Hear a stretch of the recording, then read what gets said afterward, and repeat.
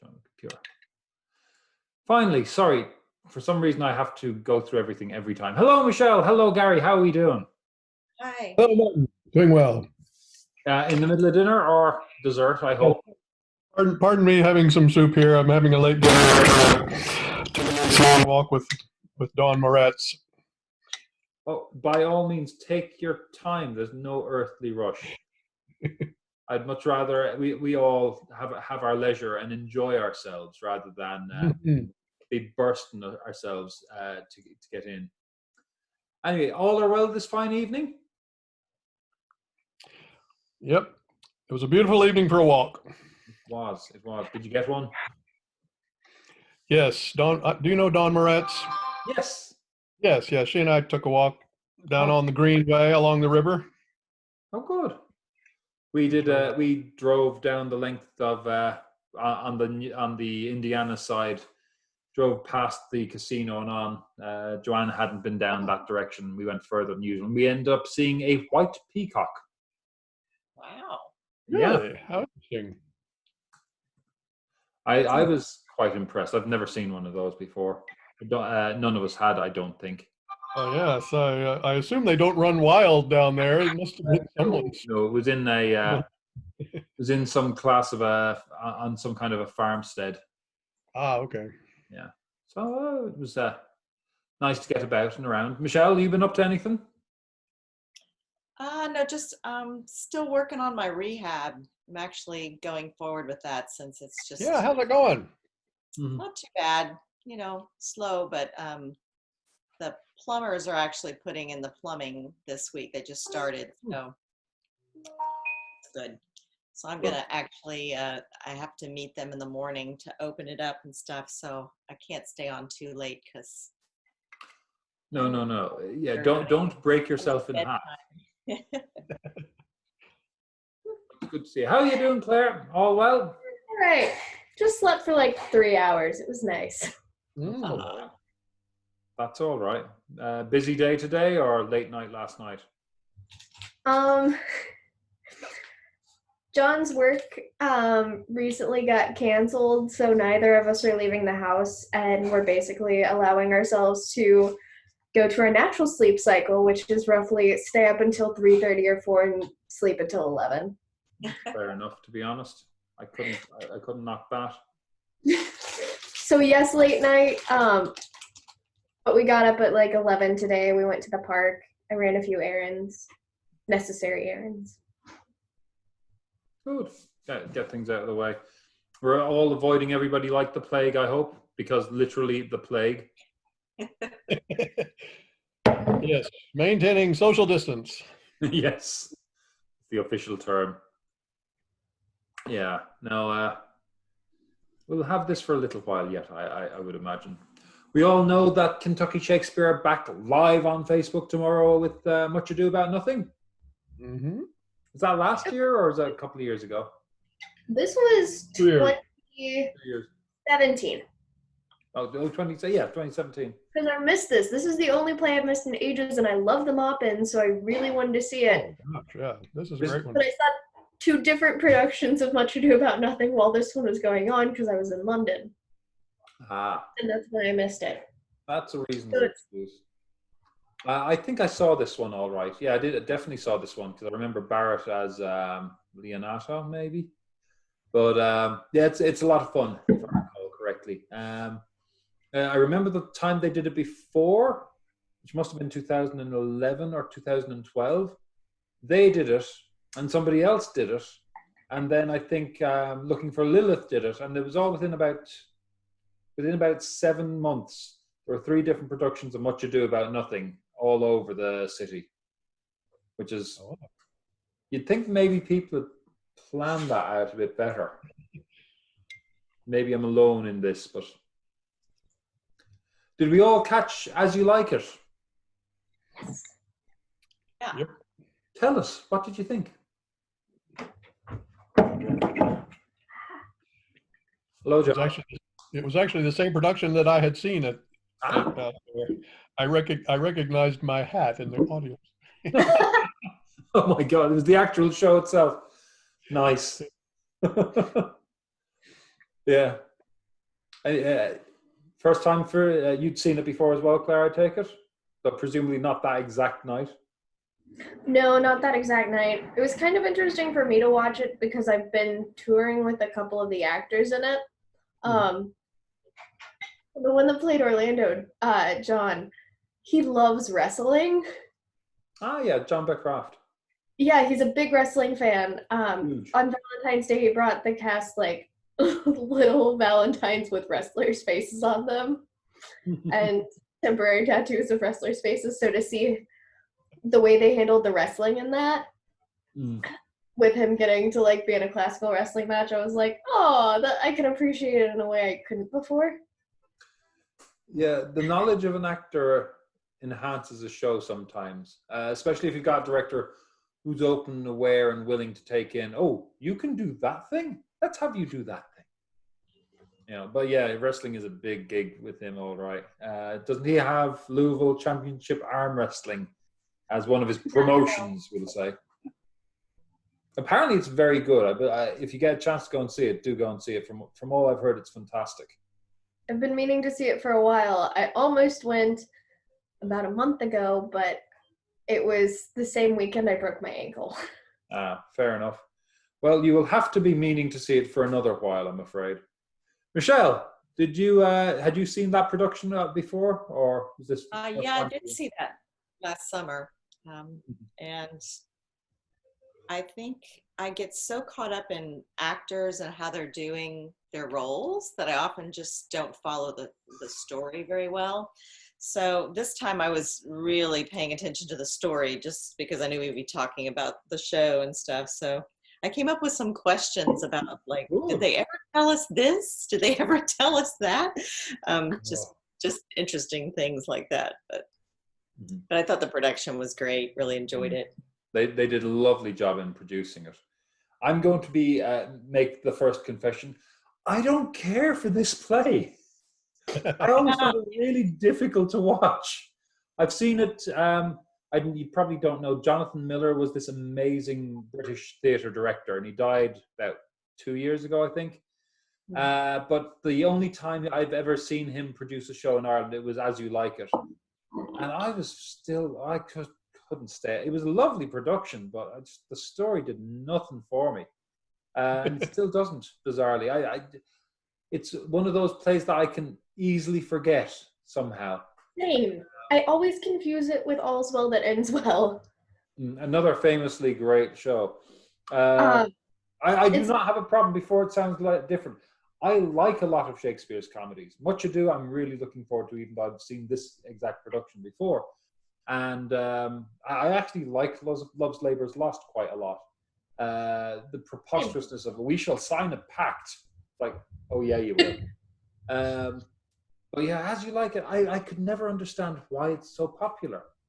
So I think it's just a vehicle for the whole Rosalind thing. I mean, how many Shakespeare productions do you have a woman get to do, something as out of character for women of that time to do? So it's probably what it is in my mind.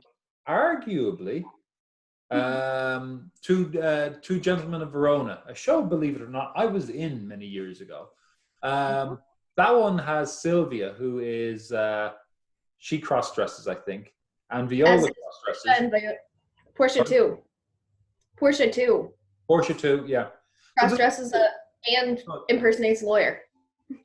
But Rosalind has an amazing, reach of a character, I think, more than most. I mean, Rosalind is Romeo's love, and I think she's probably one of the better roles, I think, available in terms of Shakespearean women. Her, Lady Macbeth, arguably Portia, who I think gets a little bit shortchanged at the end. But yeah, I mean, did we all enjoy it? I definitely enjoyed it. I really like this production, but I'm kind of in the same camp of you. I like As You Like It, but it's not one of my favorite plays. And even Oh no, as we're in an different actor, camps. I don't I've like it. really been super drawn to. I've never been super drawn to Rosalind as a character. They're love Beatrice. Love. I tend to be more drawn to the male characters, but there are a handful of female characters I tend to prefer more. But I did really enjoy this production. I love the Kentucky tilt. Well, speaking to our other actress, Gary, and please jump in, Gary, if you want to speak as one of our actresses. Is Rosalind a character that would have drawn you in at some point, Michelle? I don't know if you've got much of a Shakespearean background, acting-wise, or not. And when I was at any point looking for a Shakespeare, you know, monologue, if I used Rosalind a couple of times. So yeah, it definitely drew me in, but mostly probably because I don't have much of a background. So it was there. No, that is, I always make the point, if I like something, there is no reason that means you should like it. And similarly, so if I dislike something, for all my expertise, this is the weird bit where I say I'm a big fan of Tyler Perry's plays because that makes a lot of people like plays. And I know a lot of people go, "Oh, Tyler Perry, oh, he's so he doesn't his theatrical ambition is too slight or whatever." It's like he's getting people to go to the theater. I'm good with that. So I would never say, "Oh well, if you like As You Like It, well, there's clearly a problem with you." The problem is most likely with me because I don't care for it. But hey, c'est la guerre. So I hope we all enjoy. You were watching it specifically for the first time to watch the story, Michelle. Were you saying? Yeah, and so I have to say that the story was very thin. So it's it was something I realized. It was like, oh, this is really just about love and all the trickery and stuff, which I know a lot of his comedies are that. But having been drawn to Rosalind before, it was there were things about it that were a little more disappointing because I was paying so much attention to the story.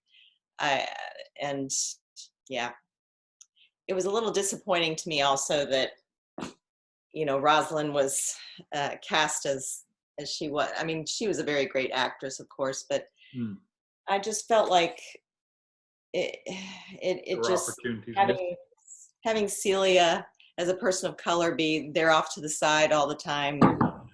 Just so typical of casting that that just got to be irritating after a while. So they've been pretty good by and large, I would say, Kentucky Shakespeare, about trying to mix and match and ensure there's a good gender and race balance in casting. But yeah, it did get very. So the really strong black guy gets beaten in the wrestling match, and. Yeah, just she's the sidekick. I think it's what you would call an accident of balanced casting. They probably were tallying up. Oh yeah, well we could do this and this and this. Yeah, it's just one of those things. It's very apparent now when it happens. So, but we also are in the luxury of watching from outside and what have you to a degree. Blah blah blah. The rights of directors and so on and so forth. But I hear you completely. I mean, we want to try and expand and broaden what we're saying. And Kentucky Shakespeare are generally very good, I would say. I mean, I know there's an employee in the room, but I think they're generally very good about trying to ensure that there is, I won't say colorblind casting, because what you're looking for is sort of color conscious casting, if that makes sense. Sure. Yeah. I don't have any complaints. They obviously are, they're making efforts. So yeah, it's just, but yeah, when you see one in isolation, you get a very specific picture. I mean, if we saw a production, let's presume that was on with, oh God, All's Well That Ends Well, and the two leads were black and everybody else was white. That would send a different message if this is our isolated viewing of it, I would imagine. But you found the plot thin. What did you think, Gary? Well, I certainly agree with both of you that the plot is not, there's not a lot of substance there. A couple of set pieces. Yeah, I mean, I enjoyed the production, the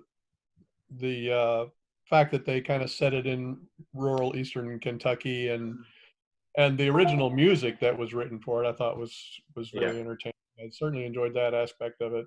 And I was trying to follow along on the MIT website with the actual text. Cool.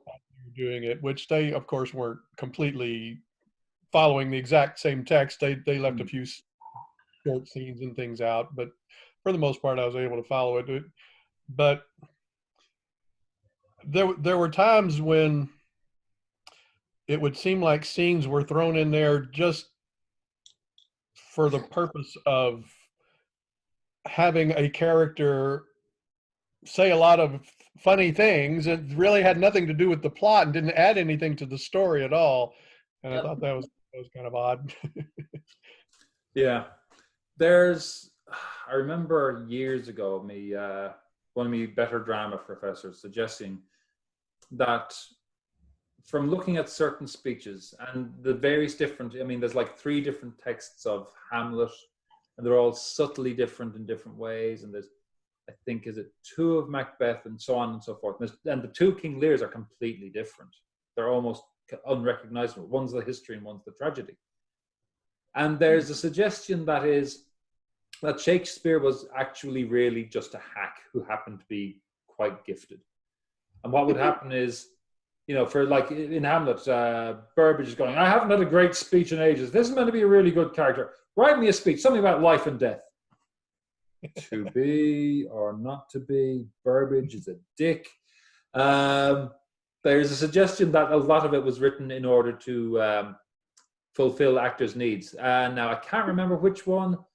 And Claire, I have a feeling you will remember this. One of the actors at the time literally was the guy who had the dog. And so there's like about 4 different comedies. Maybe it's Kemp. I think it's Kemp. 4 different comedies which has a guy with a dog. And he does a whole bit with a dog. I remember the one in Two Noble Kinsmen quite well, because a friend of mine was doing it. And he had the sort of the stiff lead, so it looked like there was a dog pulling at him. And I know at one point there was a fool character that was very slapstick, very comedic, and that's Kemp, Will Kemp. And then like halfway through Shakespeare's career, it was Kemp that got kicked off. Yep. And then they had another fool, which started having a lot more wit, a lot more wordplay, a lot less just slapstick. Yeah. The comedy became more intelligent, and you also have in Hamlet in the Speak the Speech. Yeah. In that monologue, he says, and let your fools speak no more than set down for them, for there will be some among them that will basically add words to set on some barren quantity of spectators to laugh. Yeah. I think that was some major shade thrown towards Kemp. I mean, that's the thing. He was writing for specific people, and he was writing to strengths a lot of the time. And it's interesting when I look at sort of like the later history of Shakespeare, particularly because for some reason I'm slightly expert in sort of the later era of the Lyceum Theatre, Henry Irving's days, because Henry Irving had Bram Stoker working for him, and I was publishing papers on Stoker back in those days. But Ellen Terry, I don't know if you've ever heard of her. She was probably the preeminent Shakespeare actress in London in the 1870s, 1880s, or more the 1880s. Her son was Edward Gordon Craig, who's an incredibly important director and designer from the early 20th century in Britain. But Ellen Terry was just like made for these kind of comedies. I mean, she played all the major parts in Shakespeare that Irving did, but you know, she was wasted as Lady Macbeth, because she should be Rosalind and she should be Beatrice and she should be probably Hermia and all these characters. So yeah, there's a lot of, I think you're bang on the mark there, Gary. We haven't given Condell something. Let's give Condell something in this one, because he's going to have shitty roles in the next play, whatever it is. He's going to have a shitty role in Julius Caesar. So let's give him something nice here. There was actually something interesting that this production did that I think they might have actually been able to do a bit better um, with the gender bending. Normally, I'm all for gender bending. Mhm. I loved in Lear when they gender bent Kent.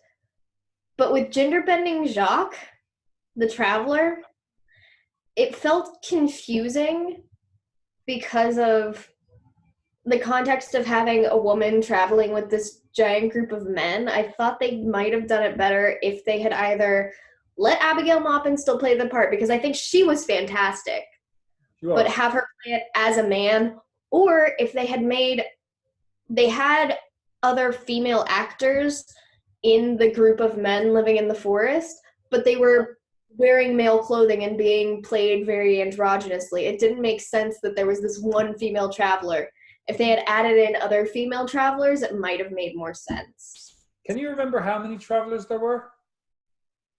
I think there might have been, there was a violinist, Angelica, Neil. I'm going to say about 5. Sure there 7. wasn't 7? I can't remember. But she was like a nasty Snow White then. Yeah. I don't think that was something that they planned or thought of. But I mean, I like silly, stupid ideas. Michelle, I know this will shock you, but I like to do weird shit. No, I mean, I just have to say I really loved Abigail in this part. And because she played her so old, I guess, and like I said, I wasn't familiar with the story at all, so I didn't realize until I had to look back to see that she was playing a male role as a female. Mm-hmm. So to me, it was like she was this, I don't know, just this wise, woodsy person. I didn't realize that she was traveling with them. I thought she just lived out there and they came on her. Yeah. Like, you know, the witch in the Hansel and Gretel or something. I don't know. But she had this incredible wisdom, you know, and of course she had the wonderful speech and all. But I also could not figure out what her goal was. I could not figure out what the character's goal was because it was played so earnestly, and I kept thinking, "There's got to be something." Yeah. Is there a message behind it? Yeah. Yeah, that's a case where I think she was excellent in that role, but I think they could have done things around that role to help integrate that character more. Well, I just had an idea that that character was even a part of that group, and maybe that's why, because she was the only one, and she was so much older, and I just thought she was some, you know, crone that was living out in the forest or something. I kind of got the same impression. I didn't realize that she was supposed to be one of the travelers herself along with them. To me, it seemed like more she was somebody that they came across as they were traveling. Yeah. I felt that too, to be completely honest, because I can never remember the bloody story in this. But yeah, I mean, she didn't feel organic. She was really good in the play she was in, but that wasn't the same play as the rest of the travelers were in. That's kind of how I felt it was. You know, yeah. I mean, this is one of those interesting things. She was in a different play to a lot of the others, and I don't blame her for that. I think that honestly is partly the costume, which felt much more Elizabethan for whatever reason to me than necessarily. That's because she was that old. I mean, she should have been Goody Jakes or whatever it was. Or it might have. It might. A part of me wonders if they reused a costume from. Because I know she's played Olivia in. Oh, there's a cat. Hello. I know she played Olivia in Twelfth Night, and I know that character wears mourning. I wonder if they just reused one of her old costumes. I've seen entire theatre companies that are built on the basis of we are reusing our old costumes. And a lot of the Kentucky Shakespeare costumes I know are tiny because they were created for her. God, yeah. Just what we were talking about, how Shakespeare had to write for certain characters, actors. Well, maybe Kentucky Shakespeare has to, you know, clothe and cast certain actors too. You know, I mean, there had to be a good role for Abigail because she's. Stop! You'll give me the COVID. Yeah. Oh no, no, yeah, but that's the thing. I mean, one of the things I really like about Kentucky Shakespeare in recent years, they have a very solid regular company, and so they do get to share the parts around. I think that's a good thing, theatrically speaking. I'd like to see more of it personally. I think you, but there's, from my experience directing, if you have that sort of solid company, you do need to change, to add an odd person here and there to change the dynamic a little bit, because it can get stale. They haven't done that yet, and I think they continue to add one person every year or change one person out, which is probably a good thing. But yeah, that was part cast by costume, perhaps.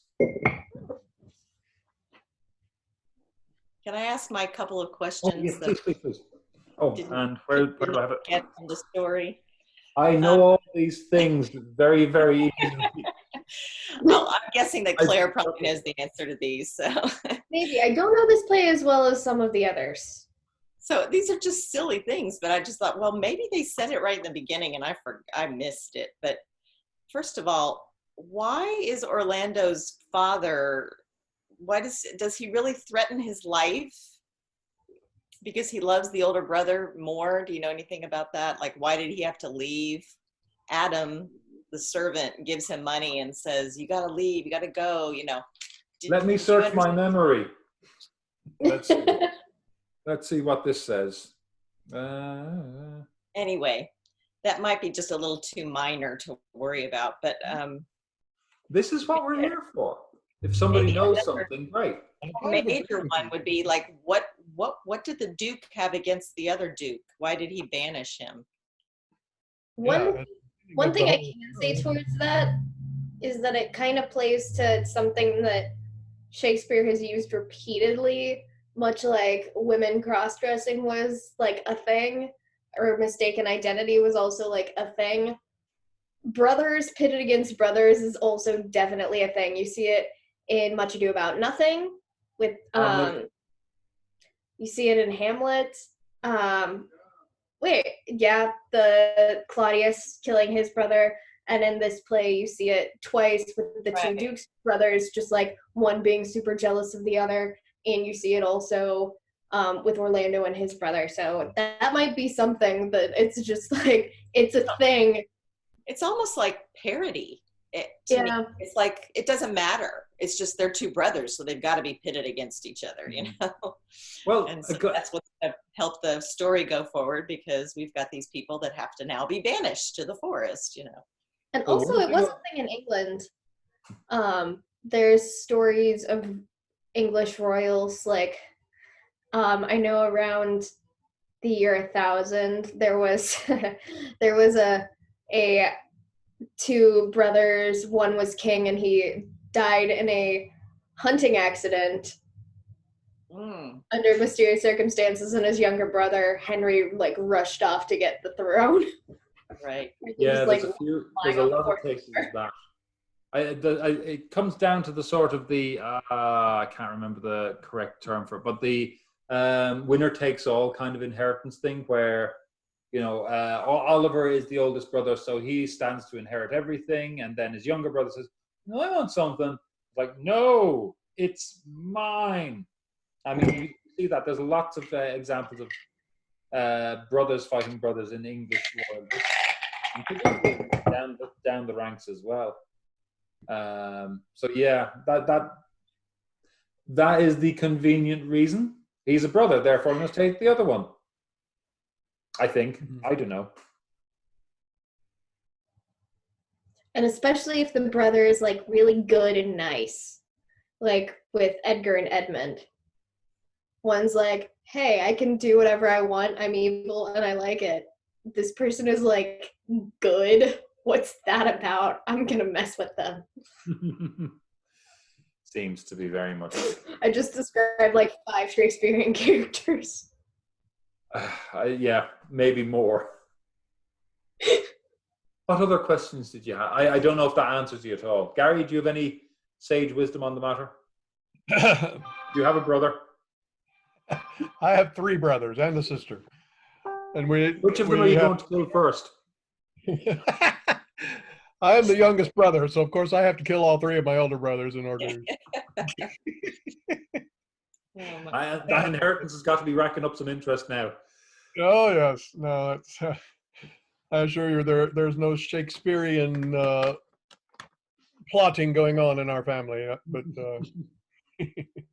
yeah, but I definitely see Michelle's point. It seemed like that was going to be such an important plot element at the beginning of the play, and then later on they just never really get back to it and never really make much about it. It all becomes at the very end, they say that the Duke has decided to go into the religious life, and so therefore his brother can come back. Yeah. That was just like, how convenient. okay, yeah. So just Oh God, I've already overwritten this play. I better end it. Oh, my brother's gone into religious life. There, solved, problem sorted. Exactly. It's like a Michael Crichton novel.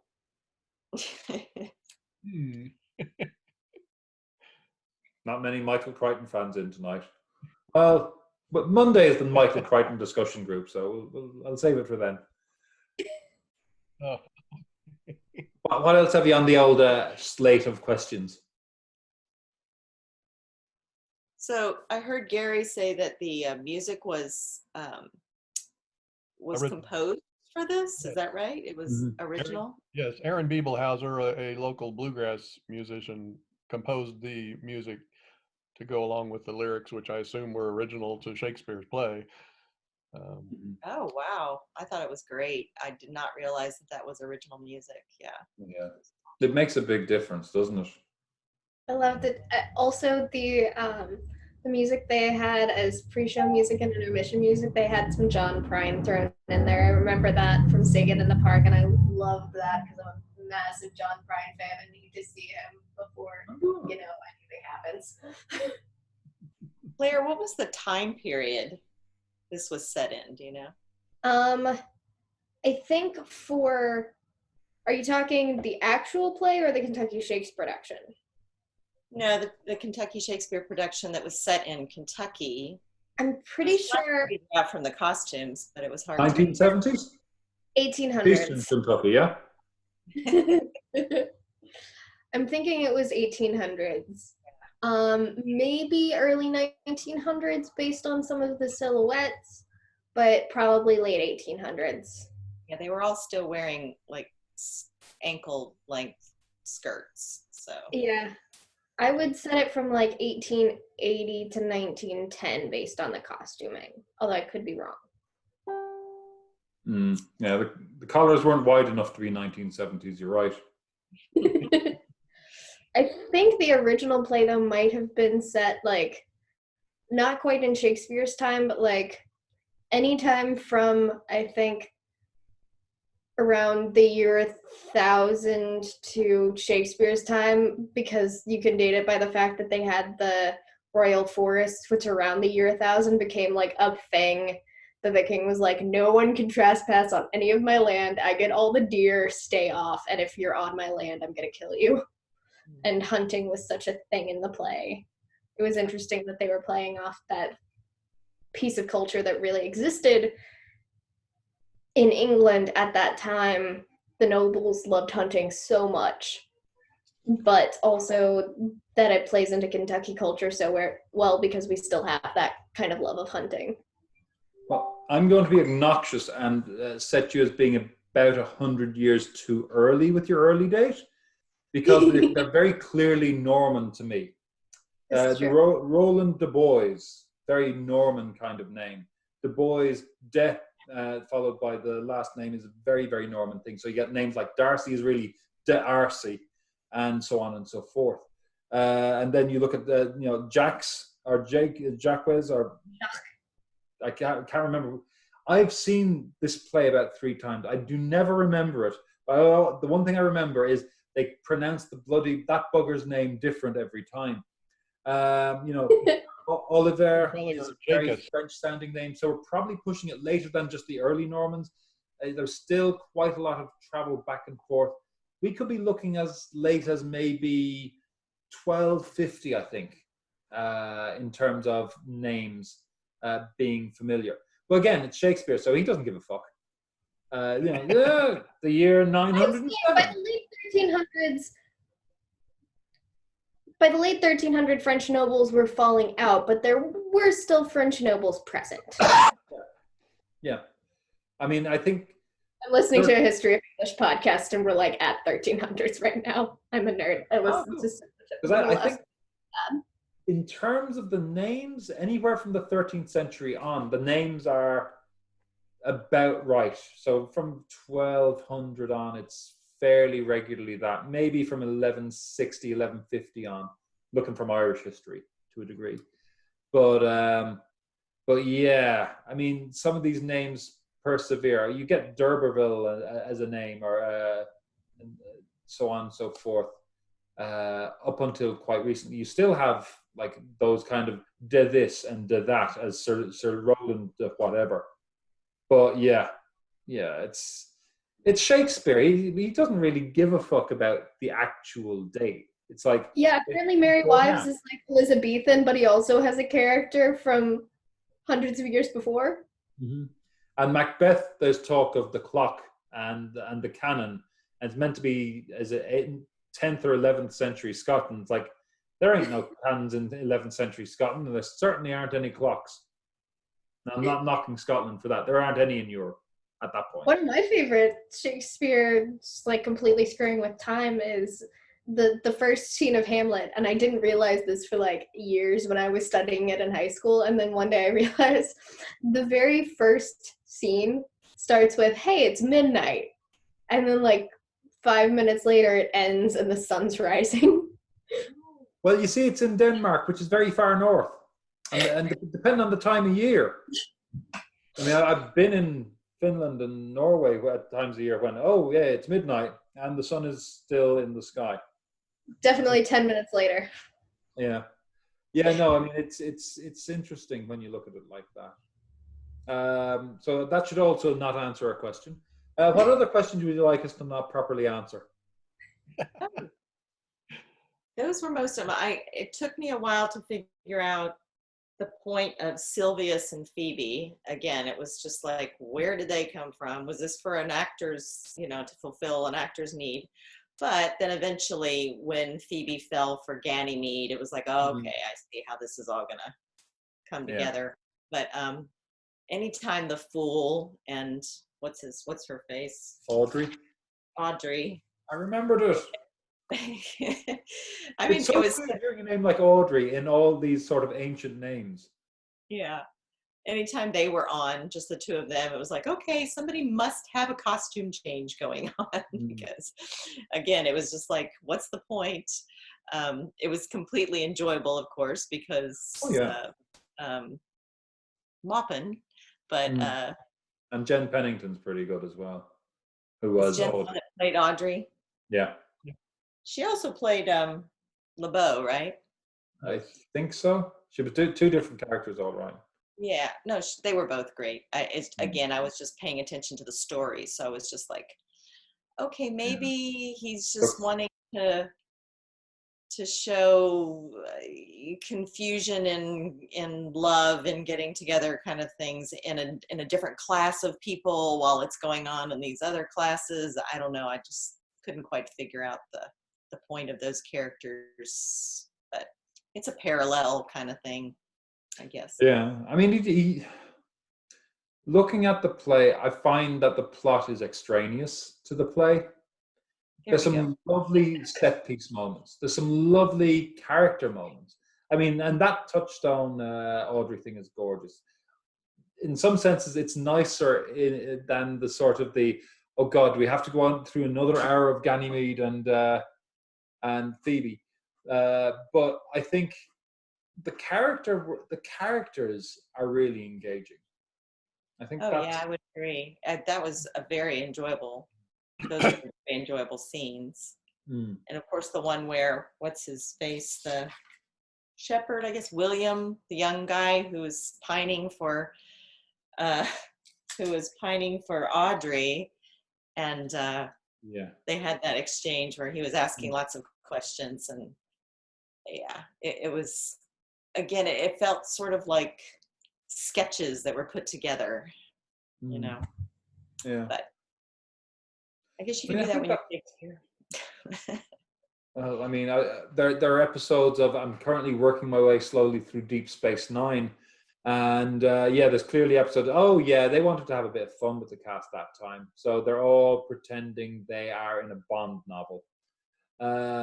That's literally the last one I watched, which is great fun, by the way. Our man Bashir, worth it, but you'd need to know all the characters, and I think there's a degree to which Shakespeare as a writer is good enough to create these characters and fit them on the actors he has, so that we get that sense of we know these characters very quickly, or we know them enough to enjoy what they're doing.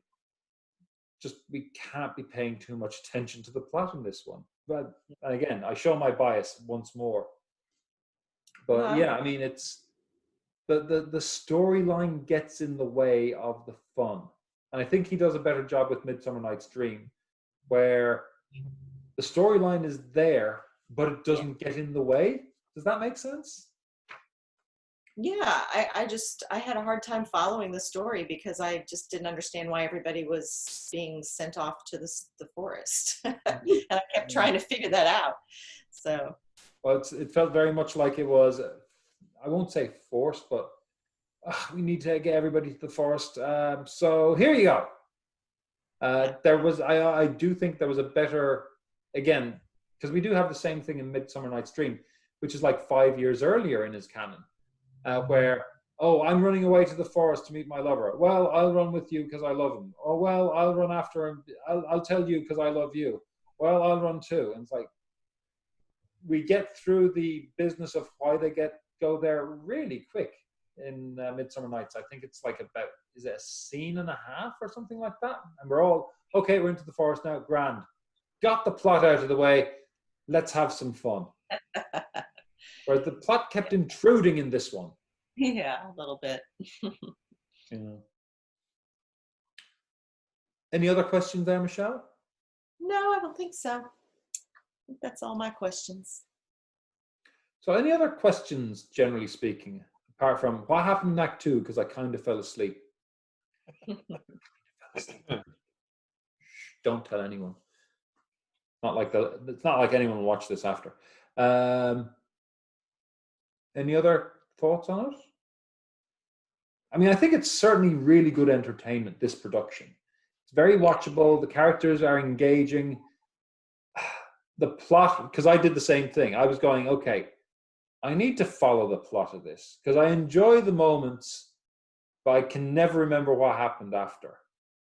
And I felt very much, it's so thin, it's a distraction. There's not enough plot in it to engage, and it takes one away from the fun of it. Yeah, this one and Oswald that ends well. If I haven't seen them recently, the plot just turns to mush in my head. Yeah, Joanne told me I've seen All's Well that ends with her about 20 minutes ago, and I cannot remember it at all. It's like, I know I listened to the audiobook in high school, and I know it involved same kind of pastoral thing, and there was love, nothing else. Yeah. So I must ask, given our enjoyment of the moments, but I'm going to broadly say, broad lack of plot satisfaction, we'll say. Do you feel this applies to his other comedies that you know, or is this sort of an odd one out?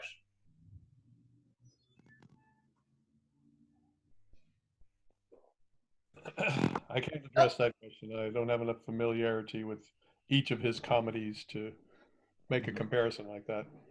Other than All's Well, most of the comedies, I think, they might have a ridiculous plot, but they have a fairly clear one. Sure. Like Much Ado, very clear plot, very strong. That's probably my favorite comedy.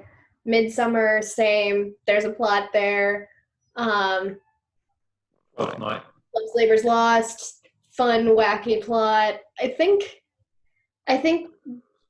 when it embraces the ridiculousness, like with Love's Labor's Lost and Midsummer, There's like a streak of really, really good, completely ridiculous comedies. Twelfth Night might be kind of slightly closer to realistic, slightly less absurd, but still has like a really nice measure of the absurdity thrown in. This one, I feel like it was trying to be one of the absurd ones, but didn't potentially quite feel cohesive enough. I can dig it. So there really wasn't any tension in the plot. There was never really any doubt of who was going to wind up with whom at the end of the play. You know, you knew they might go through a whole bunch of silliness and confusion and you know, fun things like that. But yeah, you knew who was going to wind up with who, and certainly that's the way it ended up. So you know, there wasn't any kind of tension in that way. That's another excellent point. Yeah, in Midsummer's, I mean, it's easy to forget because I've seen that bloody play so many times, and I will go see it any chance I get. But there is a real tension that who knows what's going to happen. There wasn't a strong sense of that here either. John? Are other people hearing feedback when Martin's talking? You sound like you're talking into a fan. Let me try this. Can you hear me talk now? Yeah. Better? Shit, that was my good mic I just unplugged. Right. Well, that's a lesson about getting a good microphone. Any thoughts yourself, Michelle, on the same matter? Comedies, are the plots I would be along the lines of Gary, not enough experience with watching them to say much as far as comparison. So, but I'm right there with what you guys are saying. I agree with what Gary said. There really wasn't any tension as far as, and I think those of us who are interested in plot, which is all of us, you know, seemingly. We're struggling. It's just like, oh, what is the tension? You know, what did I miss? You know, what's going to happen with those poor brothers? And, you know, that's kind of thing. Whereas maybe Shakespeare was writing for the masses when he wrote this one, and it was all about, don't worry about that. It's all about, you know, these relationship things. And so a lot of people just may not have cared about the story. Yeah. Well, the one thing I will object to there is he was always writing for the masses. I mean, this wouldn't have had the same crowd as, say, some of his history plays, but it would have had good crowds. At the end of the day, you know, there's a reason you get a drunken porter in the middle of Macbeth, you know, and a half-drunken gravedigger. Partly, I have to give him a role in the play because we're paying that fucker anyway. Pardon the language, viewers in the future, but also. Yeah, I mean, Milan Kundera, I think, he's a very good book called The Art of the Novel. And he maintains that if you have something really important you want to say, you need to have comedy in there because people will listen if they're laughing, whereas they won't listen if you're being terribly serious. And I hypothesize that since World War II, particularly, and since the invention of the London elite, we have far more plays that don't have any light moments in it. You look through all of Shakespeare's tragedies, there's some moment of comedy in some sense or another. The problem is today, in the tragedies, you know, with the exception maybe of the Porter, everything is played so, I'm going to use a word that I object to, Ibsenian, in the sense of how we have tended to produce Ibsen's plays in the 20th century. So Clare knows this because Clare's heard me going on about it. You know the play A Doll's House? Great, tragic, serious, important play about a woman who needs to leave home in order to fulfill her potential and to figure out who she is. The whole of the second act of that play is structured like a French farce. Hey, I'm going to talk to you, but you must go now. See you. Oh no, you're back. Okay, you go in that room there, and then there's somebody knocking on the door. I'll just answer that door. You hide over there. It's all a French farce. It's like a two-door French farce, so it's a bit shitty, but it's a French farce the whole way along. And now how's that play done? It's like, yes, Krogstad, I know I owe you money. It is most important now, though, that you leave, for fear that my husband knows you're here. Shh, quiet. Exit by that door, as opposed to, no, Krogstad, I know. Go, go, go, quick, quick, quick, quick. Oh, hi, doctor. It's lovely to see you. Oh, no, I'm just hanging around here by myself. And that's the thing. All these plays, all of Shakespeare's plays, all the tragedies have some moment of comedy in there. And all of the comedies have some, most of the comedies have some moment of tragic realism. You know, I can't remember it As You Like It because I tried to follow the plot and that was a mistake. But you know, much in Midsummer's, you know, Maybe when the guy was about to die, when that's a good example. Was about to die. Yeah, there we go. They all have something. In Much Ado, we are we have this sense that hero has died, and while at a certain point we kind of know, we don't. In Pericles, The Winter's Tale, I love the romances. They're my favorite of Shakespeare's plays, I think, at this stage. And it's easy because there's only 4 of them, so it's not hard. But in The Winter's Tale, there's this wonderful, at the beginning, the king is being such an absolute tool, such a jerk, that his son actually dies. His 7-year-old or however long old, 12-year-old son dies. And he has a daughter. And that's it. And his wife dies then because he's been accusing her of adultery, the whole works. He's been such an absolute jerk to her. She's dead. His daughter runs away. The whole works. Then skip forward 16 years, and the daughter's having a good old time here, and life's good. And yay, ha ha ha, hoo hoo. But you know, and now we go back to the palace, and we're reconciled. And yeah, I was a bit of a jerk. I'm so glad to have my daughter back. Heard it is a lovely part for a young woman, or you know, anybody who's actually playing that part. It doesn't matter who you are playing that part.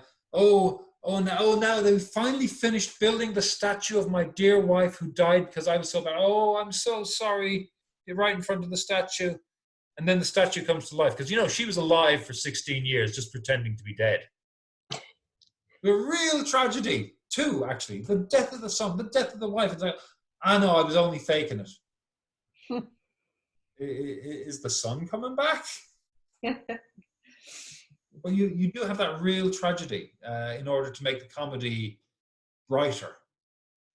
And I think in a modern sense, we are inclined to look to make all of the, especially Shakespeare's comedies, they're meant to be funny throughout. And I've seen people going out of their way to make Don John very, very comical a character, like, what would you call it, a cartoon villain, and different efforts. And no. I liked what Keanu Reeves did, which is something I like to say publicly. I like what Keanu Reeves did in that classic of the English language from before the last century. Maybe you might not say that about Francis Ford Coppola's Dracula, but I do think, you know, if you don't have the tragedy, the comedy is not as bright, and vice versa. The chiaroscuro thing I always talk about. And also, with the production of Hamlet that I have been working on, it's hilarious. And there's so many things you can play for comedy. Rosencrantz and Guildenstern are hilarious in our version. They're like wacky and are always doing crazy stuff. And it works really, really well, especially for school kids. Neil plays Polonius, so of course that's hilarious. And he also plays the gravedigger, half drunk. And that's also wonderful. And even the scenes where Hamlet's being mad, Amy, who is an incredible director, and I love working with her, she really pushed Matt, who plays our Hamlet, to be as crazy as possible, particularly in the scene where he's messing with Polonius and just like doing crazy, wild things. And so in that case, the entire like first half of the play is mostly comedy. Or even almost with the cut that we were doing, like the first 2/3. And I know same thing with Romeo and Juliet. The first act, before Mercutio dies, Romeo and Juliet could have turned out to basically be a comedy. And I think that Tragedy makes plus, yeah. and I think it still works when you look at really good modern writers like Martin McDonagh, Mm-hmm. hilarious, but it's very dark comedy. Aaron Sorkin, some of the best writing in The West Wing was in the first 4 years where there was so much comedy in there. There is some really slapstick stuff in the first 4 seasons, and it mixes it with really heavy themes. And then you get into the last 3 seasons where Aaron Sorkin wasn't writing it, and the show took itself so much more seriously and lost something because of that. I would agree.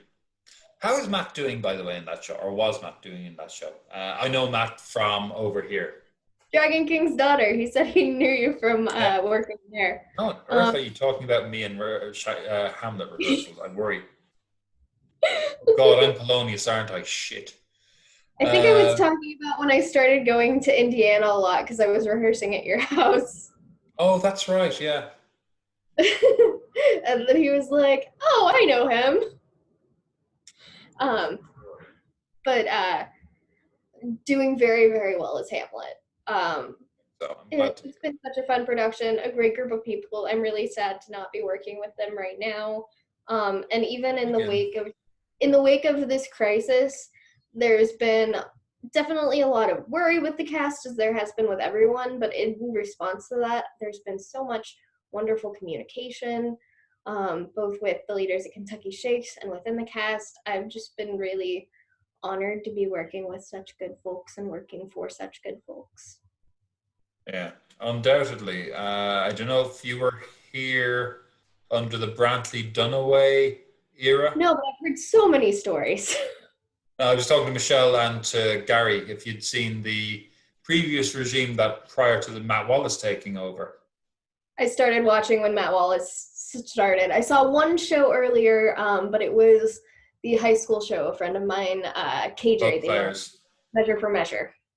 But that was, I think, good show for high schoolers. Measure for Measure. Definitely what you want high schoolers. Oh wait, my friend Anna was also in that, playing a prostitute, which she could rock that kind of role. That's fair. That is fair. But yeah. That is not a show I would think of immediately for high schoolers, personally speaking. Do you know Measure for Measure at all, Gary or Michelle? No. It's Me Too, the Shakespeare play.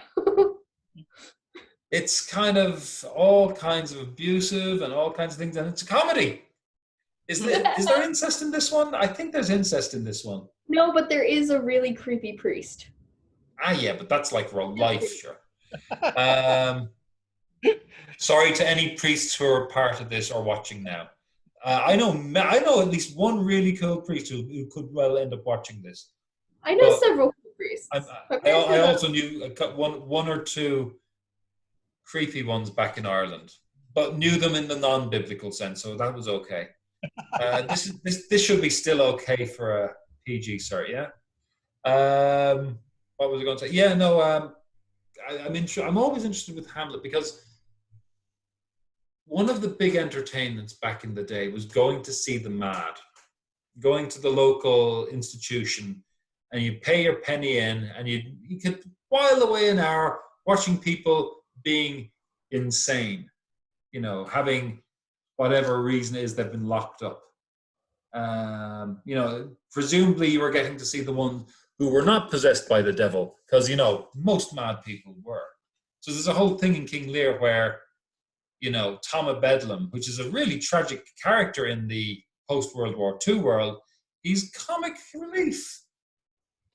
Hamlet is comic relief in his own play for the first half because he's mad. Or pretending. Hard to imagine it now, Before you go, Michelle, I can't remember last time I was meant to ask you, have you done any Shakespeare before? Or did I ask you? I think you did, and I've only done a couple of scenes like in class. I've never actually been in a show. Yeah. We'll have to make sure that this changes. Yeah. I know we're getting on to a time when you're going, dear God, is that fellow ever going to shut up. I'm trying to not curse as much. It's really hard. I mean, my teaching is based mostly on me being entertaining because I curse really well. What do we want to do for next week? I know Much Ado is on the big screen internet tomorrow. Do we want to have a chat about Much Ado, or would we rather do something different, or what? Because I know we're always going to diverge because I'm involved. But what do we fancy for next week?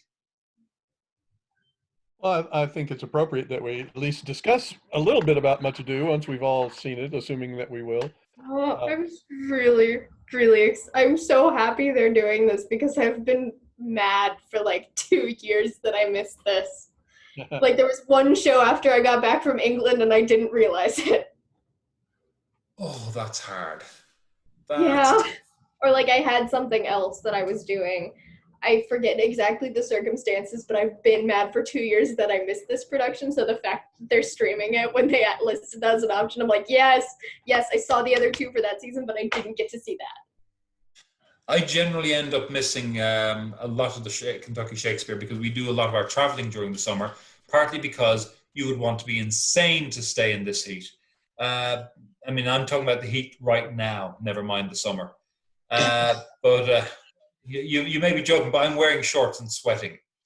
I regularly miss a lot of the ones. I've missed all the history plays so far, bar one, and it kills me because I love the Henry VI and I love the Henry IV.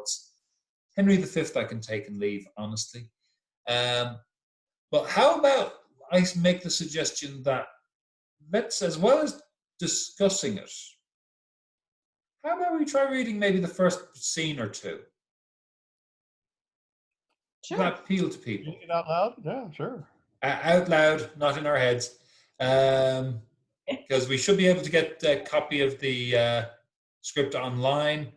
This is one of the ones that I don't know of there being like many different versions of the text available. I think this one was just published in folio, not in the quartos. So I would imagine we should be able to not have mad big differences. Because if I say, let's read the first scene of Hamlet, there's like 4 different versions, or sorry, 2 different versions, pretty much. I think 3, because there was the bad one. Yeah, but the first scene in the bad one is very similar. Is it the first scene in the bad one? There's 2 are somewhat similar. I presume that the guy that played Bernardo, I think it was, wrote it all down. Yeah, exactly. Bernardo is not forgotten. But even in what's the name? Macbeth. It's Grey Malkin and is the one I'm usually more used to, but it's properly speaking Grimmelkin or something like that. But yeah, I don't think there's much textual variation on Much Ado. So let's aim to read a scene or 2 next week, if that works. Now, again, I do that ahead of the end because I know you, Michelle, at some time has actually a real life in a real world to work in, whereas I don't. And unfortunately, Claire doesn't. Gary, how is you? Are you in the real world these days? Yes, I actually came out of retirement temporarily to help my old team. So I do have to actually get up and be. I still work from home, which I always did when I did my job anyway. But so I don't have to go anywhere, but I have to just be up and logged in by 8 o'clock in the morning. So, oof, that's rough. I mean, compared to the life of somebody who ordinarily, when I am working, has to be. I can get up at 7:45 and still be on by 8 o'clock. So it's an extremely short commute. That is a livable commute, all right. But what I'll say is that this way, I'm happy to ramble on for ages with anybody who's willing to ramble. But I wanted to make sure we knew what we're doing next week before anyone had to go. And sorry if I've kept you later than you wanted to do because you're waiting. Thank you. I enjoyed it. I am going to go, but you guys have a good week, and I'll you too. see you and Thursday. I'll put the video of this up in the Valerie Cannon University after as well. VCU. VCU forever. What frats are available in VCU? I might join one. Would we be one for the makers, one for the readers, one for the artists? Yeah, we'll have to figure out what letters we are for the theater frat in VCU. I'm not going to have to join up with the national chapter of whatever the formal college theatre. Psi Omega. Yeah, screw those guys.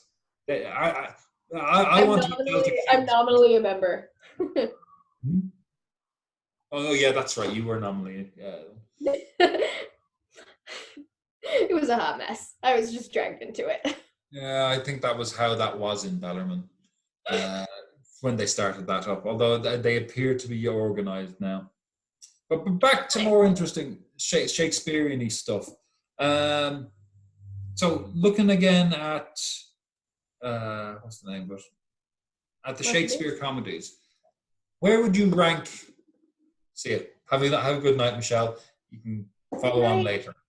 Take care.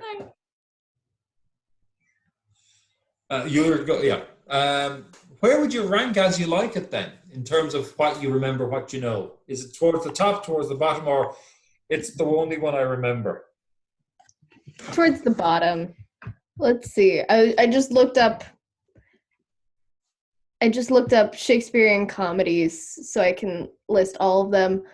I'd probably say my favorite's Much Ado, probably followed by Twelfth Night. And then there's probably a lump after that with like Comedy of Errors, Merchant of Venice, Midsummer, Two Gentlemen of Verona, like some really good solid ones. And then towards the end, there, As You Like It, All's Well That Ends Well, and Measure for Measure. Yeah. Haven't seen Merry Wives. Merry Wives is an interesting one in that it's not great, but it's not terrible. I think it's got the same thing as You Like It in that there's some nice set pieces, but it's written for a character who doesn't get to be as much that character as he should be, in my opinion. I'd definitely put it towards the bottom. Like As You Like It, All's Well That Ends Well. They'd be, for me, the ones that I don't remember them. I'm watching it and I'm not remembering it, you know? It's like, oh, there was a wrestling match. What was the wrestling match about? I can't remember. I'm watching a wrestling match. Why are we having a wrestling match? I don't know. Wait, she's a girl now? Oh, she's a boy now. Okay. Wait, was she a girl? Yeah. Gary, I've been terrible about this show. How would you rank it based on what you've seen or what little you've seen? Well, just based on the fact that Shakespeare is obviously a highly respected playwright, I would have to say that As You Like It must rank below down near the bottom, because surely the rest of them are better than that. They are. I gotta say, Much Ado, I absolutely love. Twelfth Night, I absolutely love. And I think both of those, though Rosalind gets so much like, Rosalind is the best female character that speaks the most, I think Beatrice and Viola kick her ass in terms of like being interesting, strong. Helena. Or, sorry, Hermia. Like. Though she be little, she be but fierce. Yes, also Hermia. Portia. We could just list Sylvia. Portia gets a great comedic monologue that I've done for auditions, and I'm mad because they always cut it. Where she's like, "We're going to dress up as men," and her friends are like, "We're gonna dress up as men," and she's like, "Yes, we are. It's gonna be fun." Mm. No, I love that monologue, and I'm sad they cut it because it's hilarious. They need more, because of course they always cut the comedy in Merchant of Venice because now it's played so straight and serious. Mm. Well, I mean, you can see why. I mean, Merchant of Venice and Taming of the Shrew have what you'd call contemporary difficulties. You know, because I always say to my students when we want to talk about Othello, we're not talking so much about racism, although there is elements of racism about the play. It really is the exploration of being an outsider and how you can be manipulated by the inside. The real racism I see in Shakespeare is definitely the Merchant of Venice, because it is unending tirades against the Jews. And it's, I think there's like one speech that the really, really nastily treated Shylock has. He, if you do hit us, do we not bleed? If you cut us, do we not bleed? Apart from that speech, most of his stuff is pretty nasty, you know. I mean, I've seen him played sympathetically, which is interesting, and I think it's important that if we're doing the play that's the one where they talk nastily about the Jews, we should be aware that the Jewish people, they aren't awful stereotypes as we do this play with the awful stereotype of the Jewish character. At least it's not the Jew of Malta, which is shockingly racist. And then Taming of the Shrew, we have that other problem where it's like, I think that one's a little bit more soluble, though. I think it is easier to play the Taming of the Shrew as a comedy and allow for space for there to be détente in a way that a comic version of the Merchant of Venice is a little bit more difficult. I don't know. What do you think? Do you know either of them? Do you know the Merchant of Venice, Gary? No, I'm not familiar with that one. There's a really good film version of it directed by Michael. What's his name? I can't remember. Fassbender? No, directed by. It stars Al Pacino. It's actually really good. It's well. It's on HBO. We were scrolling through HBO just before this, and I was like, "Oh, is that one version?" Which I've seen, and it is very good. Yeah, Michael Radford. That's it. Al Pacino is really. I think he really appreciates what Shylock can be, but it is, of course, in a modern context, very serious because you can't. Part of the comedy in Shakespeare's days, they stole the Jew's daughter and now they're making her be a Christian. Look at him cry his Jewish tears and awful things like that. I do think that was probably a comedic high point in the play back in the day. It was like, I mean, I watch it, I'm going, dear God, is there nothing they won't do to the poor man? In the modern context, I can't blame him for wanting his pound of flesh, but maybe I'm a bit Old Testament in that regard. Well, that's interesting. I'll have to look that up. Yeah. Yeah. The Al Pacino film is worth a watch. I can't think of any other film version that's been made, actually, to be honest. I'm sure there's a BBC Shakespeare version, of course. Speaking of I should be complicated, anticipating a Kentucky Shakespeare version of that one then. Yeah, I'll be interested. Sorry, go on, Claire. I don't think they've done it in recent years, not since Matt's taken over. No, they haven't done it in the last few. It's a difficult one to do because, you are skirting along the edge of this is meant to be comedic. If we play it as the tragedy of Shylock of Venice, what do we lose from it? And of course, the Merchant of Venice isn't Shylock at all. The Merchant is Antonio, who is the guy who does a deal with Shylock to get money to go on an expedition. Then the expedition loses all the ships. And theoretically, the main part of the play is about Antonio losing his money, failing to pay back Shylock, the moneylender of Venice, if you like. And this B-plot romance thing ends up affecting the A-plot because the B-plot boy is a big mate of the A-plot Antonio, and the B-plot love interest is far better than the play and comes to his rescue.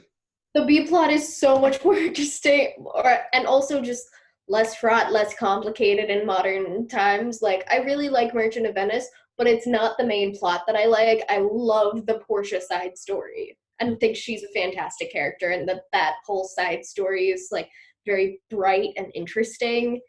And I think it's what most companies try to focus on these days, because otherwise it becomes very fraught,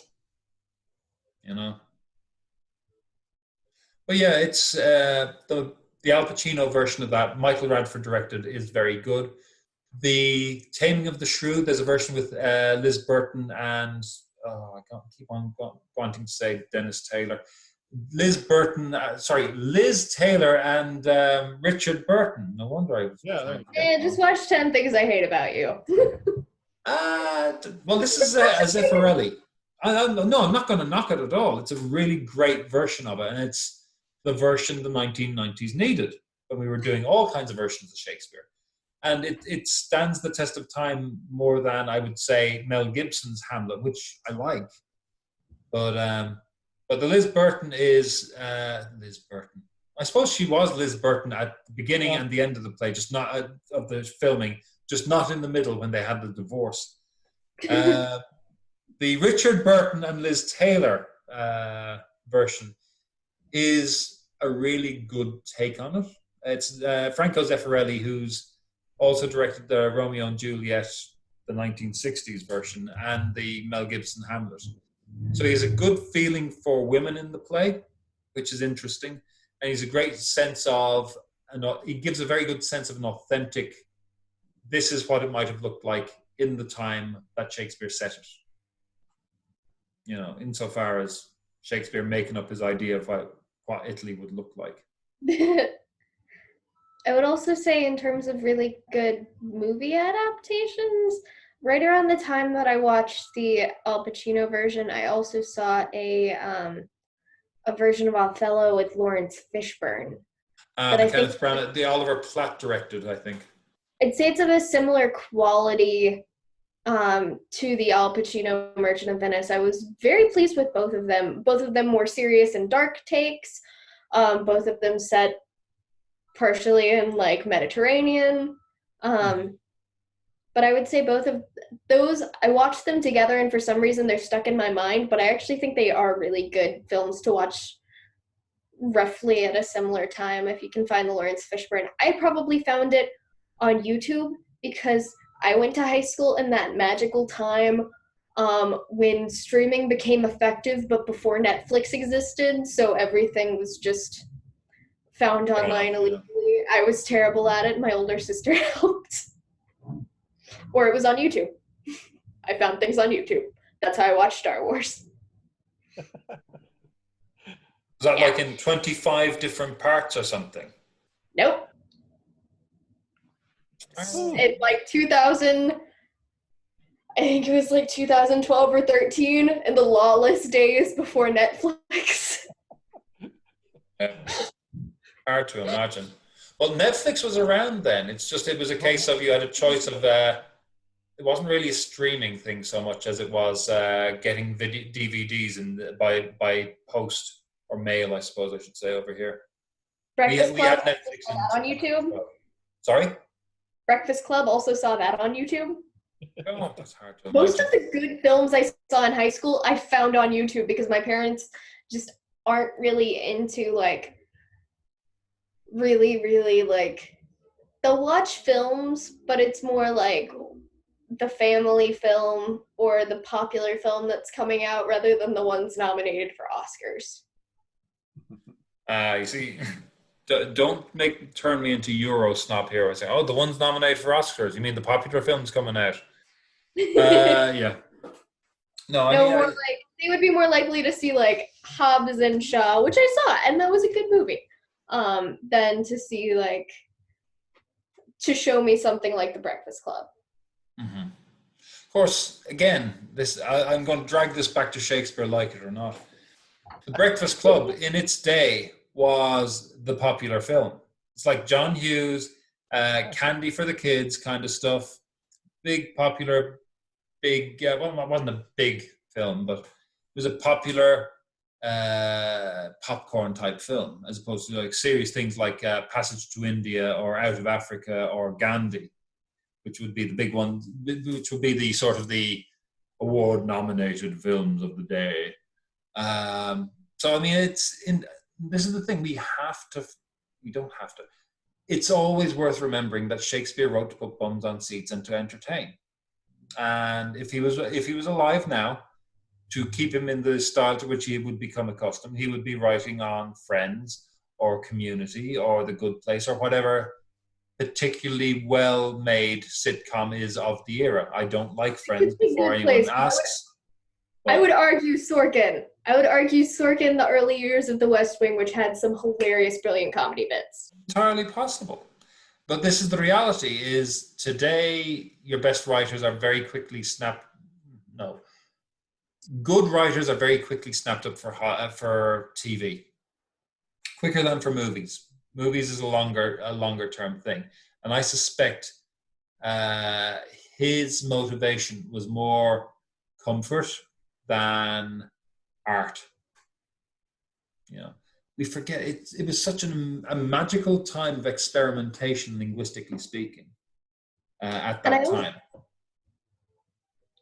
I also see a lot of parallels between the emerging streaming services and the plays and the theater culture of Shakespeare's time, because theater was so new. It had happened the theater opened 15 years before Shakespeare started writing? Less than that? 1561. So a little bit less than 15 years, a little bit more than 15 years, but not much.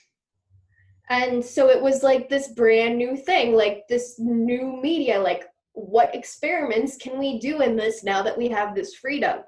And I think when television shifted from network really, really confined by commercials and really confined by needing to write things that would pair well with products to sell good products, because I saw there are some notable really good TV shows that got canceled because they didn't have a certain appeal that could easily have commercials plugged into them. But once you have now this new streaming service that's just starting, you have this sort of renaissance of like some really incredible TV shows. Like, I love The Good Place. I think it's entertaining, witty, talks about, strangely enough, a lot of the same things as Hamlet, like life and death. Are humans like fundamentally good or not? So that's The Good Place, which aired on NBC, yeah? Yes. Although I've seen it mostly through streaming services. I would expect most people have. I joke, but it is an interesting thing that, because I would actually trace it back a little bit before streaming services to when HBO and Stars got money. And streaming services has just opened it up wider, I think. The writers who were going to the likes of HBO, particularly. But these were also writers who, this kind of pathology is a specifically American one. If you look in Britain, that freedom was there and has been lost in recent years. The BBC used to do the play for the day on the radio, which is literally, it could be anything. You can't swear, and you can't directly talk about the government of the day, but you can do what you want. And so you tune into Radio 4 and you could get some really amazing bits of work. When it moved to TV, that also worked, but it was really in the sort of the late 90s as government started saying, well, you need to entertain the people. It's not about creating art, it's about entertaining the people. And then BBC developed BBC 3 and 4 TV stations, but they weren't as successful financially. And so then we moved back to a case where the BBC now provides all the sport and so much, like Dancing with the Celebrities and Dancing on Ice with the Celebrities and Romancing the Celebrities and God knows what other dreck. So it's interesting that the US is getting to a place where Britain was 15 years, oh God, I feel old, 30 years ago. And in a weird way, Britain is further from that artistic freedom now on TV anyway, and on screen, than the US is now finally getting to.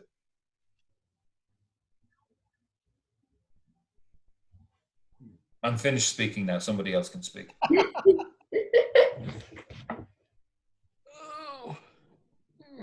You off, Gary? Just had to Stretch my legs a bit. Yeah, you don't want the old DVT. What was I going to say?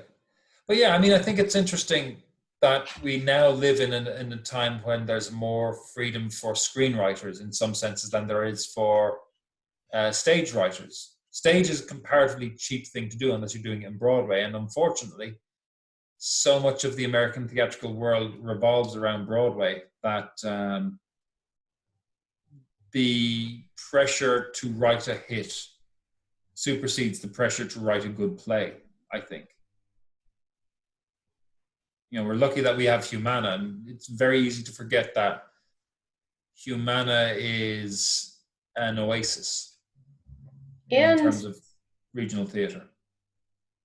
It's an oasis. It also helped to start like a pattern of regional theaters having some power in producing new works. Actually, I was at Ilse's house hanging out with Lou, and Ilse found on the back of a poem that a relative had sent her in the mid-90s from a Costa Rican newspaper. She noticed on the back of this piece of newspaper there was an article about Humana. This was years and years before she moved to Louisville or Kentucky, but she showed me this like giant article, and we read through all of it in Spanish, all about the Humana Fest, and it was from Costa Rica in the mid-1990s. That was really hit home. In Ireland, I would frequently seek out, books of 10-minute plays and books of short plays and what have you for, using to help teach students how to direct and how to act and how to produce. And invariably, there would be plays mentioning that they premiered at the Humana Festival. And that's how I knew Louisville, apart from the Louisville Lip and the Louisville Slugger. Mm-hmm. So when I was coming here, it's like, yeah, I know where that is. It's an internationally renowned festival. I spent a bit of time trying to find it. There's one 10-minute piece by an Irish writer, Brian Friel. He was one of our best writers of the last half of the 20th century. And he wrote one play for Humana. It was produced, as far as I know, only once. It's a monologue called American Welcome, where an American producer is addressing a European writer who's just arrived over, who he variously calls Tom, John, Tim, James, and other names. And it's not available in any of the anthologies of Friel's work. But it is, this is the one place he sort of wrote a play semi-commissioned to. It's a major festival. And I mean, I don't think people can underscore that enough. And, does it have problems? Of course it does. All festivals have difficulties. And it's got short-sightedness in some ways and long-sightedness in others. But it's probably the most likely source of a Tony for regional theatre outside of maybe, I don't know, I can't see any other regional, maybe the Guthrie. The Guthrie Theatre in Minneapolis might be a potential source of a Tony. But realistically, it's going to be Humana. Sorry? Some theaters in Chicago, maybe, or California. They wouldn't be regional, though, would they? You'd hardly call Chicago Theatre regional. It's like one of the three big cities. I think it qualifies as regional. Maybe it depends on the theater. God. Because, I mean, I'd always see Chicago as being, actually, it's the second city, because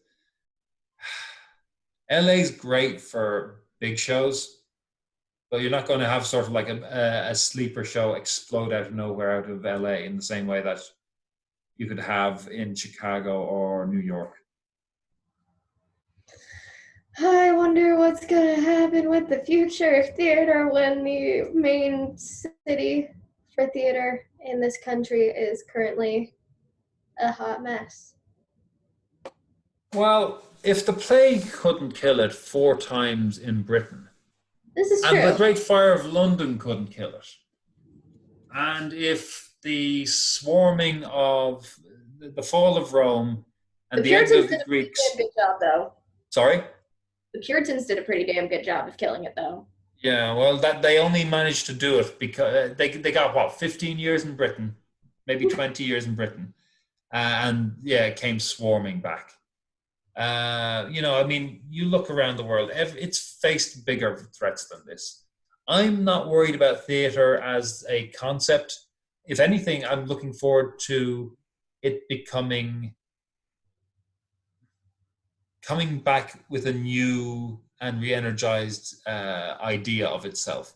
My biggest fear, in one sense, is that this will come and this will go, and whether it's 18 months or Easter, and people will try to go back to doing exactly the same thing as they did before. I am more concerned, as you can imagine, about theatre professionals, being one, but I think I'm going to be okay because I'm married well. But I am very concerned about people who have worked very hard to get to a certain place.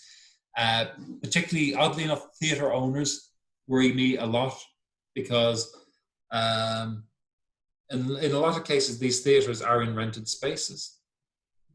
And rents are going to go back up when people come back. I suspect. I think it'll be cheaper to buy business property. If this thing lasts 18 months, I think it'll be cheaper to buy business property, but the rents on theatres will be up in line with inflation and higher. I think that's going to make it harder to rent a theatre, but easier to own one, if that makes sense. That's my suspicion. I'd like to think we will see more innovative ideas in staging. It'll be it's hard to know. I mean, are people going to go back if in the wisdom of our president it is over by Easter, which I don't think will be the case. I can see people going back to normal very quickly. If this drags on and goes and lasts as long as 18 months, as some of the predictions, so summer 2021, I can see people being more loath to go out to the cinema, go out to the movie theatre, and things like that. I think we'll get a bubble for 3 months, 4 months, where everyone's going to go out and binge doing things socially. And by everyone, actually, I don't even mean everyone. I think a lot of people will binge socially. I think a lot of people will say, I kind of like it like this. I like being at home and a little bit quiet and doing my thing on the internet. But I suspect Christmas 2021, or not Christmas, November 2021 will say, if it's the longer version, I think we're going to see a value in smaller theatres.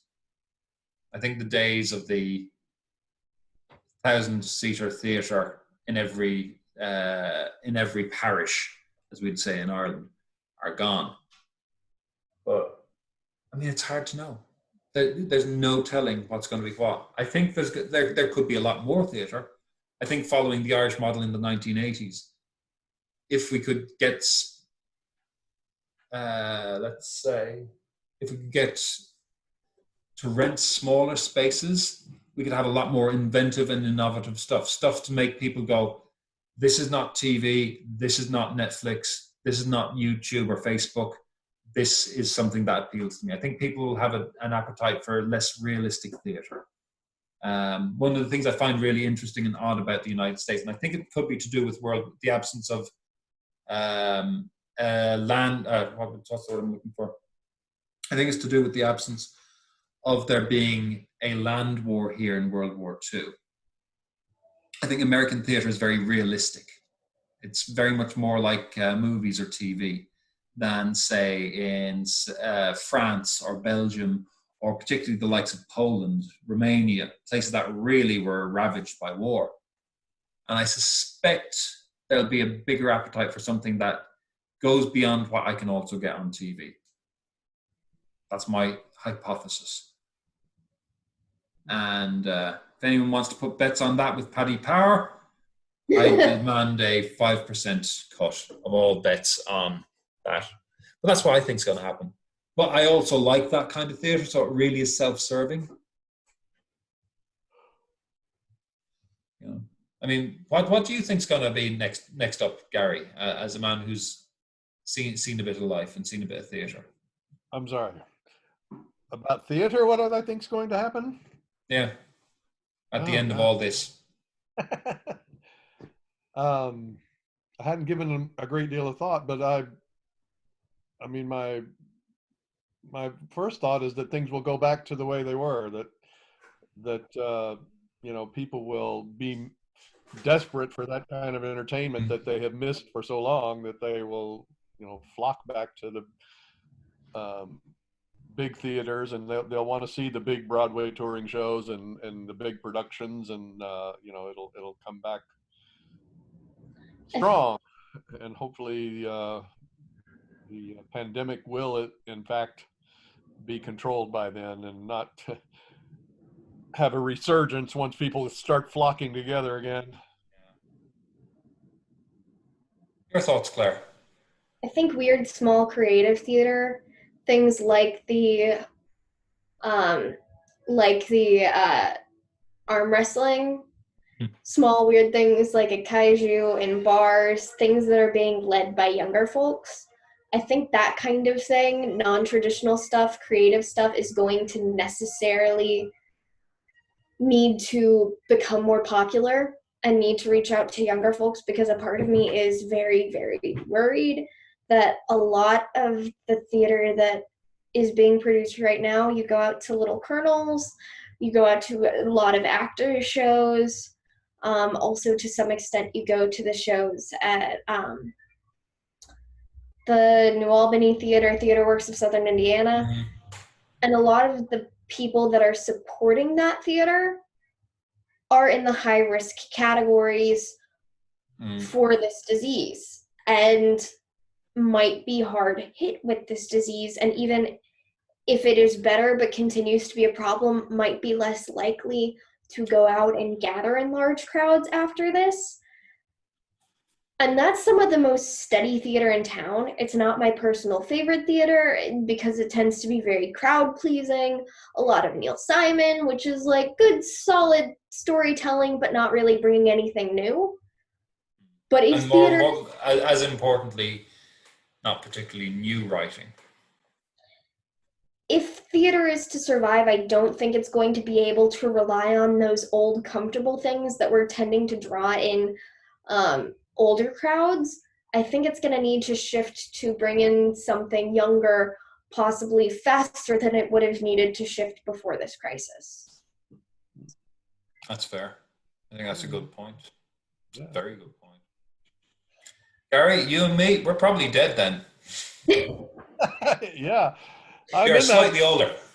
I don't know. Higher risk category, and People my age are also ending up in the hospitals on ventilators.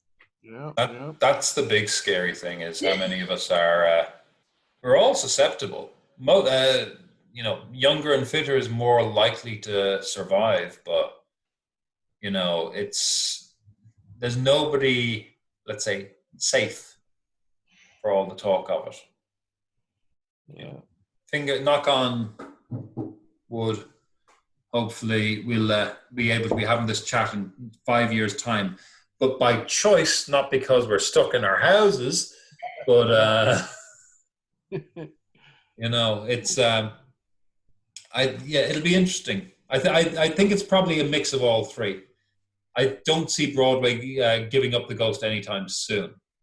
Oh, certainly not really. Yeah, and then that's a good thing, you know. I mean, ultimately, if it's getting people into the theatre, it's a good thing. And one Broadway over Louisville pays for so much other work that may appeal to the likes of Clare and myself more than to say a lot of the people who are going to Broadway over Louisville. But we can't afford to be snobby. That's where the money comes from. That feeds those of us who are down the chain, if you like. Yeah. You know, the bottom feeders like me. But yeah, it's going to be an interesting time. It's going to be an interesting time for the next little bit. Sorry, there's a raccoon outside my door. Please say that's an external door as opposed to an internal door.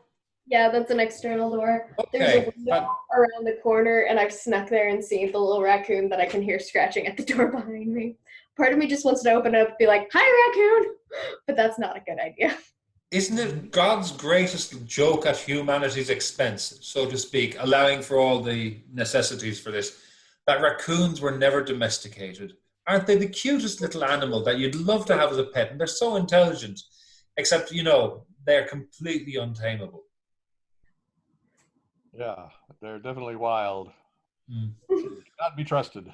No, I remember many's the time sitting in my living room back when I lived on the other side of the river, and I'd hear one of the cats eating cat food.